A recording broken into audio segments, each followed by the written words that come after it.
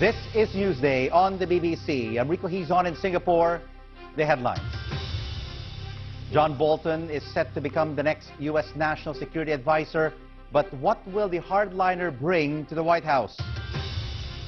Fears of a trade war as President Trump hits China with tariffs worth $60 billion. Beijing vows to fight to the end. I'm Sharon Duke-Lail in London. Also on the programme, setting sights on gun control. Could the US follow Australia's clampdown on weapons?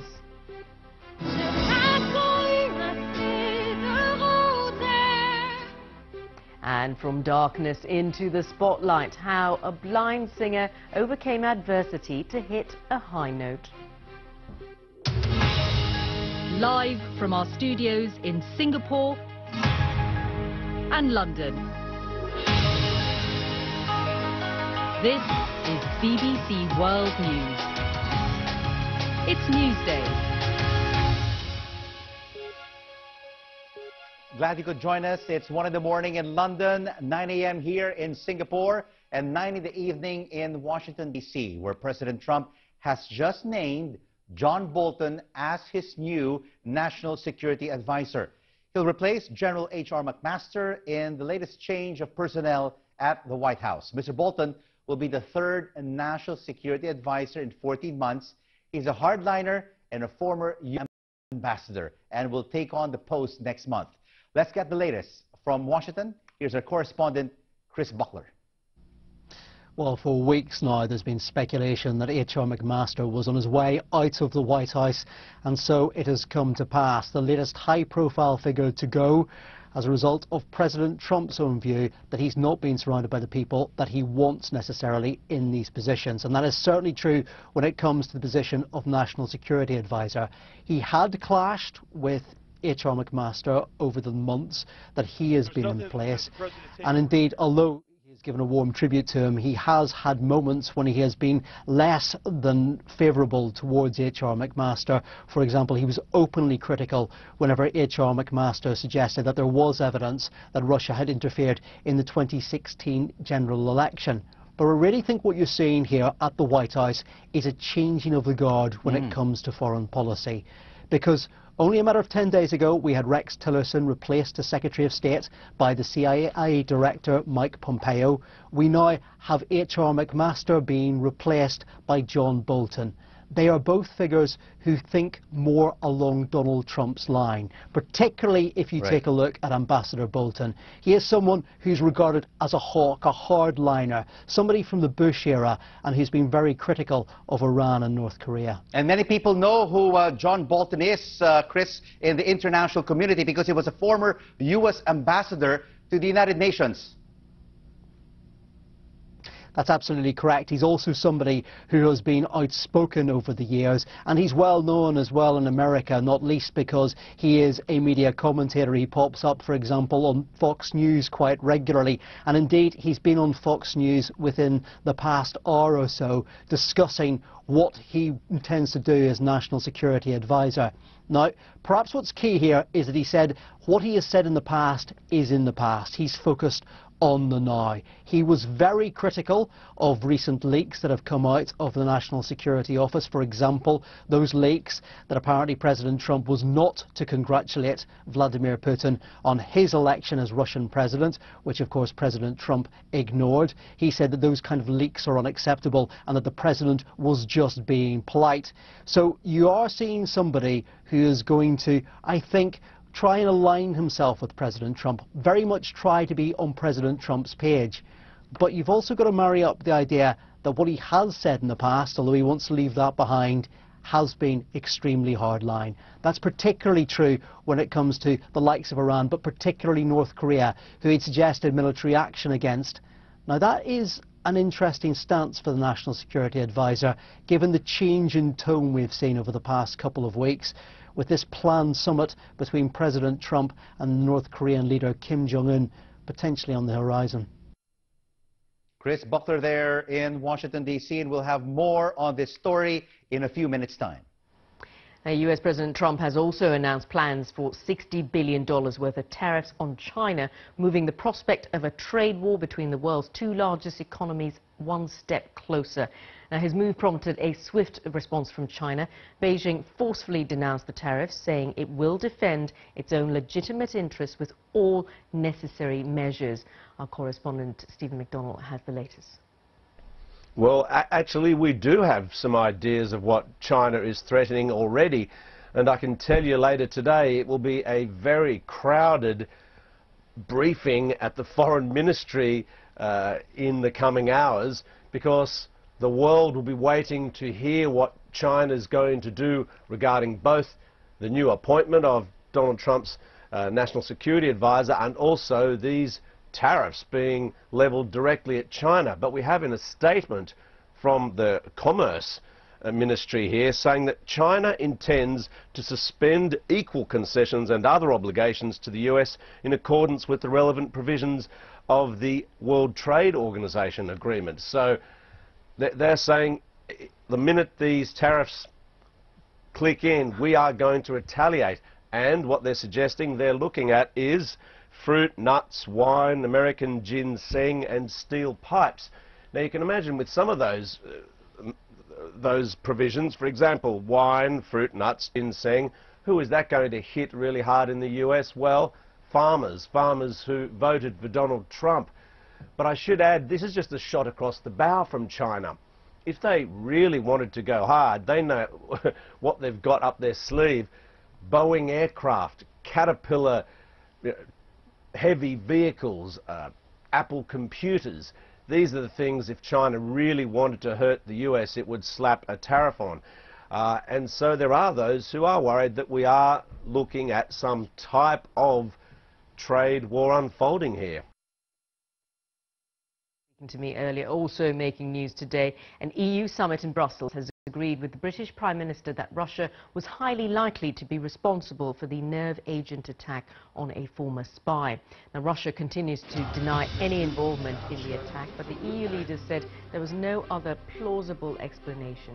Now, as she left the summit around half an hour ago, German Chancellor Angela Merkel said the leaders want to stay united on any additional measures against Russia.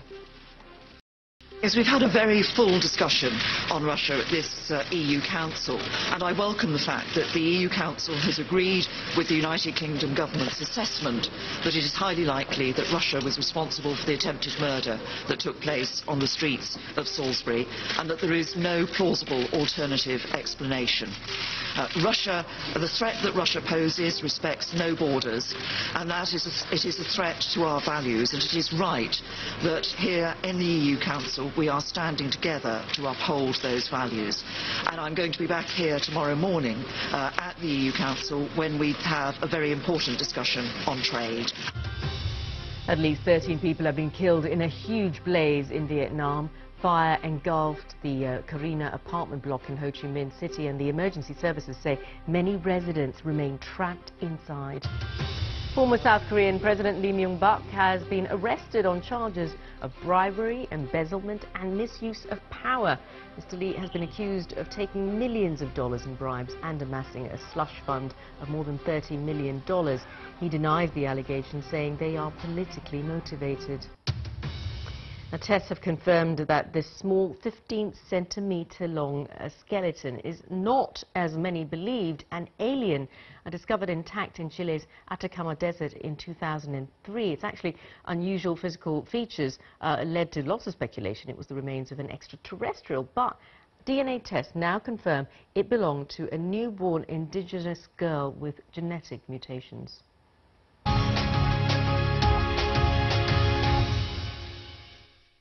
This weekend, thousands of Americans are expected to march on Washington to demand a change in gun laws in the wake of last month's Florida school shooting. Some have called for the United States to follow Australia's example, which after the death of 35 people in the 1996 Port Arthur massacre, swiftly introduced strict controls credited with cutting gun-related deaths. But would the measures work in America? Here's our Sydney correspondent, Howell Griffith. Gunshots ring out at a tourist site in Tasmania. The indiscriminate murder of 35 people by one man carrying an AR-15 semi-automatic rifle would become the worst mass shooting in Australian history. The Port Arthur massacre left a nation in shock, but the response was swift and powerful. The relatives of the dead led the calls to tighten gun ownership laws. There are 35 people who no longer have the ability to improve this country. Walter Mikak, whose wife and 2 young children were killed, channeled his grief into leading the campaign. The overwhelming thing was, how can one person cause that sort of carnage? And it really came down to the arsenal, the firearm. Yeah, I thought, well, we need to change that. For that to be so simple to happen, this is a good place to start. This is a good legacy for all these 35 people who have died. That legacy has survived. The 1996 ban on automatic weapons is still in place. Gun ownership is still strictly licensed. And last year brought another national amnesty where thousands of firearms were destroyed. Australia's National Firearms Agreement has been in place for more than 2 decades, but now more than ever it's being contested. Some want the controls loosened. In one state they're planning to double the duration of the licence for some guns and increase access to rapid fire and pump action shotguns. Australia doesn't have a gun lobby as powerful as America's NRA, but it does have a political party dedicated to the cause, which argues the country's laws aren't working and only criminalise gun owners.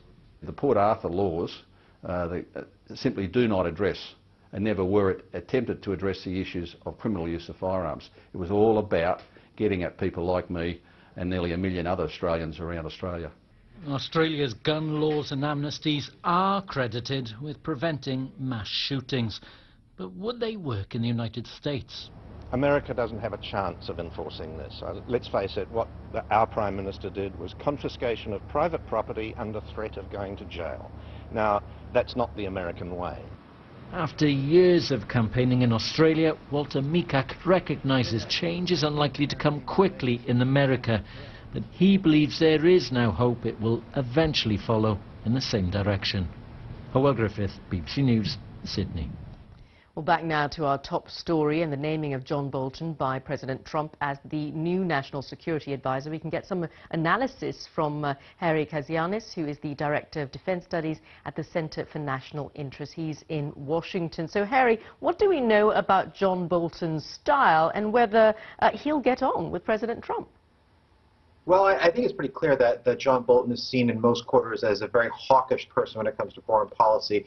He's usually associated with the neoconservative camp of foreign policy thinkers, believes in ideas like regime change, who's one of the big backers of the second Iraq war to depose Saddam Hussein, and actually recently has been on air and in op-eds in the Wall Street Journal and other places as, arguing if, North Korea does not give up its nuclear weapons, that it's time to either impose regime change or attack them with some sort of military strike.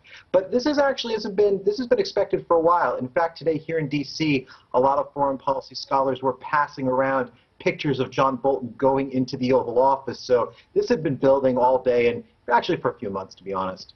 And what do we know about whether President Trump will actually listen to Mr. Bolton's advice on crucial foreign policy issues like the upcoming meeting with the North Koreans and also the situation with Iran? I think he will. And the reason I say that is he may not always take John Bolton's advice, but I think he will listen to him. We have to remember this will be the third national security advisor that President Trump has had. And I think it's, for President Trump, very important to make sure that it's a lasting relationship and a fruitful relationship. I do see sometimes when Bolton and Trump might come to loggerheads a little bit, especially on Russia. John Bolton is known as being very tough on Russian actions in Ukraine and Syria and also in Britain, whereas President Trump, I think, has taken a little bit of a softer line. So it is a possible place where they could have some tensions. Also on North Korea, it is interesting that John Bolton has shifted some of his views a little bit in the last few weeks, appearing on Fox News where he's a contributor. He's signaled his openness to talk to the North Koreans, but I don't think if Pyongyang were to ask for, say, some concessions in those talks or even some sort of bribe to come to the table, I'd expect John Bolton to actually tell President Trump to walk away. Right, and you said it yourself, Harry, that John Bolton is the third national security advisor that Donald Trump has actually named. Michael Flynn was first, and of course H.R. McMaster. So, you know, another indication of the rotating door of the White House. What's been the reaction to that? I think a lot of people here in Washington really expected this move. It didn't seem like H.R. McMaster and the president had that chemistry, and that's the buzzword around the White House. Everybody I talk to there always talks about that. In order to have a good relationship with this president, you need to have the right chemistry. The president needs to have a full understanding of what you're saying. He needs to have sort of a personal relationship with you. And it seems like Donald Trump has really invested a lot of time in getting to know John Bolton. Bolton didn't join the administration immediately. It seems like there was a very big warming up period between these two men. So I don't think Trump is going into this relationship lightly. We also have to remember John Bolton is 70 years old, and probably, this would be, if not one of the last big jobs he would have. So I think it's incumbent on both men to get this relationship right and get it smoothly going right off from the off. All right, Harry Kazian is there, the Director of Defense Studies at the Center for National Interests in Washington. Thank you. Thank you. You're watching Newsday on the BBC, live from London and Singapore. Still to come on the program. French police clash with protesters in Paris as public sector workers stage a national strike. And also on the program, from a childhood dream to a festival stage, we meet a singer who's determined to be heard.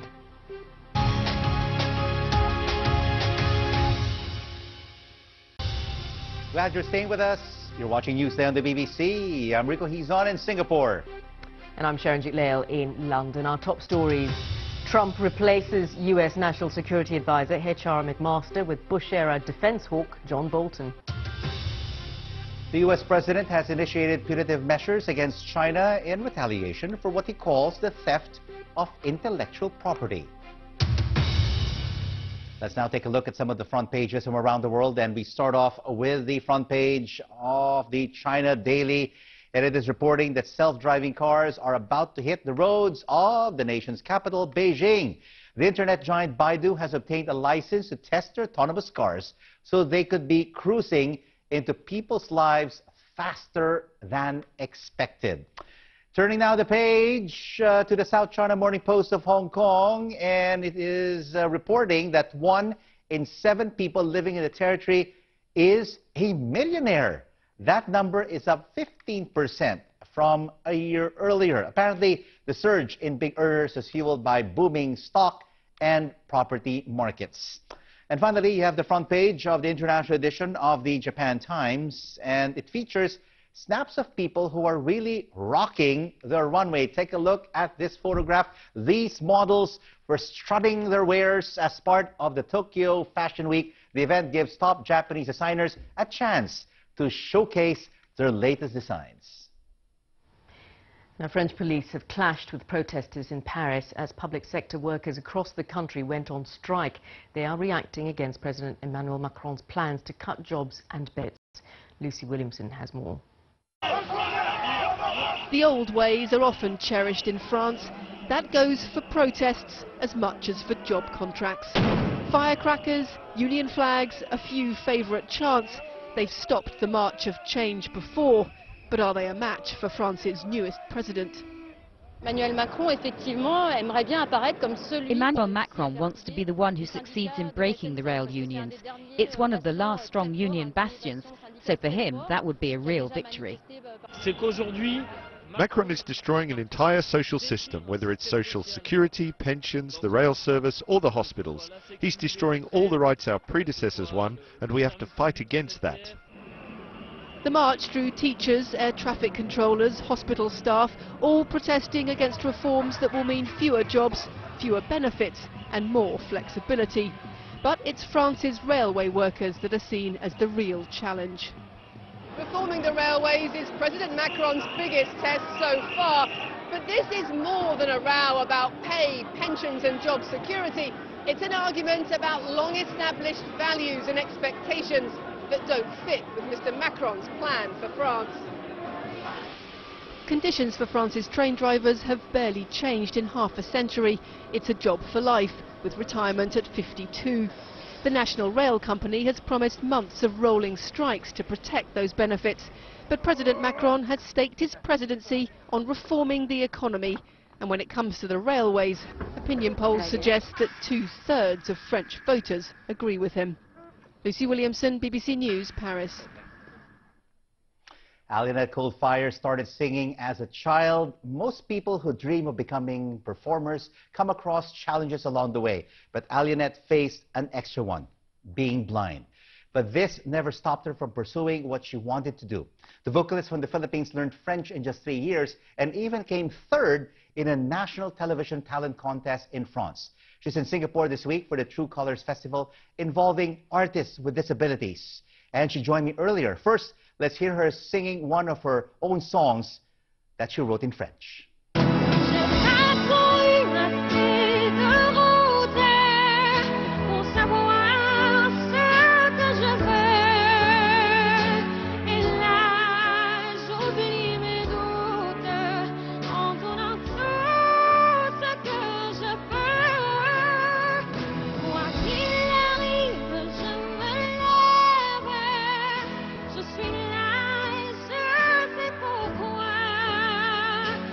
Well, it was my grandmother who first saw my potential.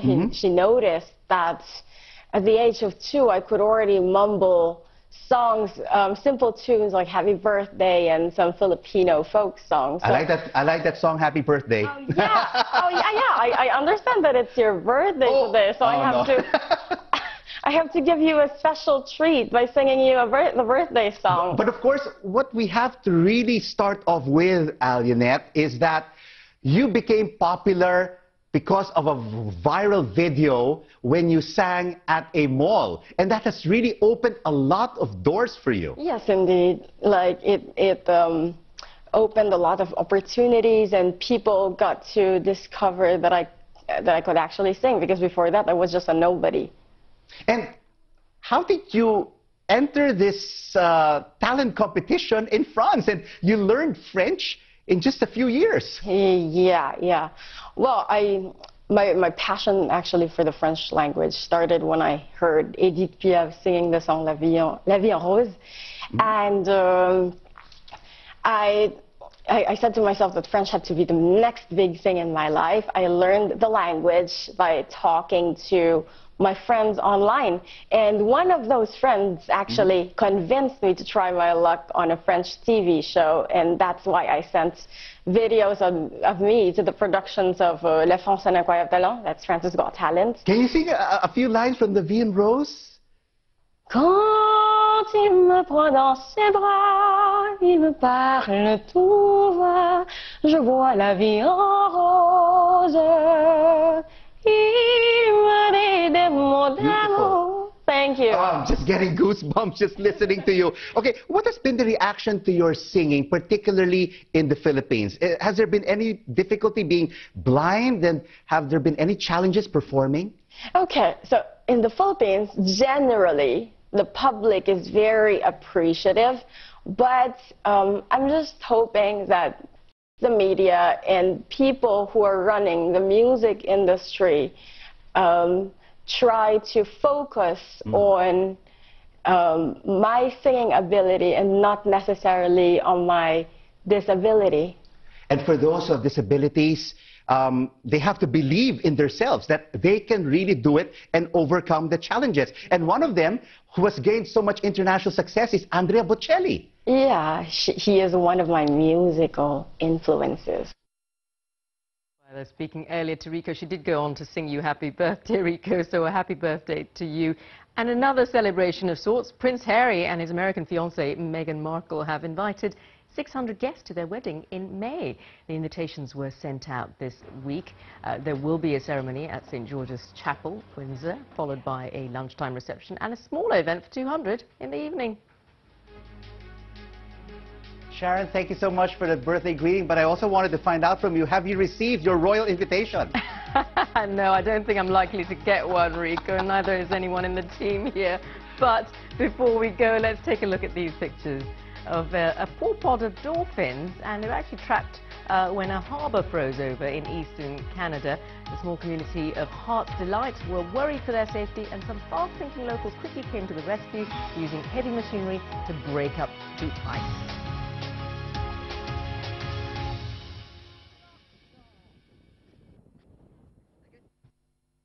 Hello there.